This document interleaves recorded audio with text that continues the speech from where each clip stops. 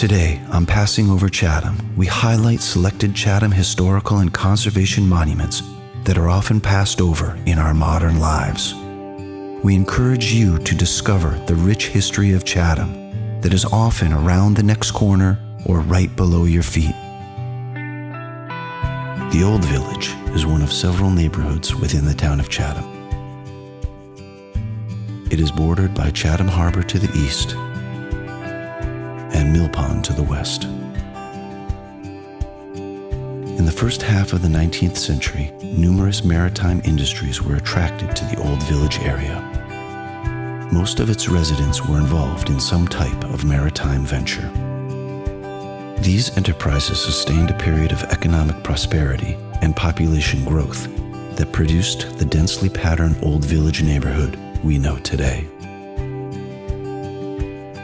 Much of Chatham's fishing success was based on the richness of the clam beds, which were harvested for bait.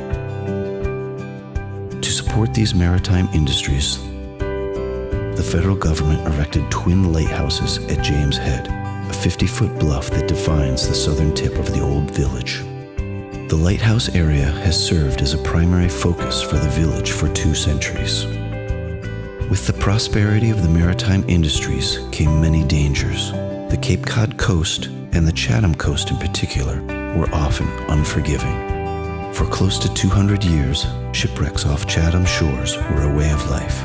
Cargo, bodies, or parts of a ship washing ashore were the grim signs of a recent wreck. Sailors who washed ashore or died from exposure were buried here in this small town cemetery near the lighthouse. The sailors were unknown and buried at the town's expense without any gravestones.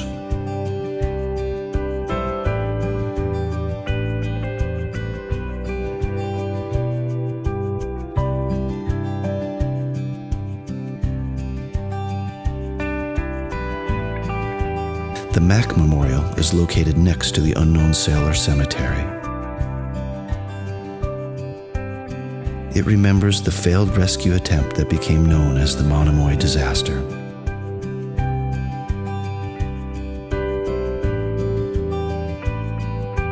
In addition to the owner and crew of the doomed barge, 7 men of the Monomoy life-saving station were drowned during the rescue. 8 surfmen rowed to the aid of the crew, but only 1 man returned with his life.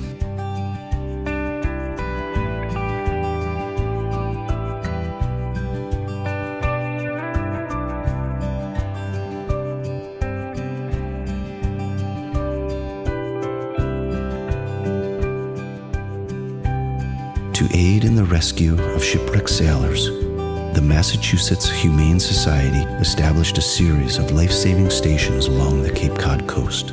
These halfway houses were built along isolated sections of the coastline, where rescuers and watchers could take shelter during patrols, leave messages, and stack provisions for shipwrecked sailors.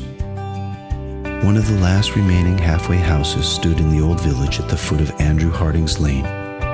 Today it rests alongside a popular Chatham beach.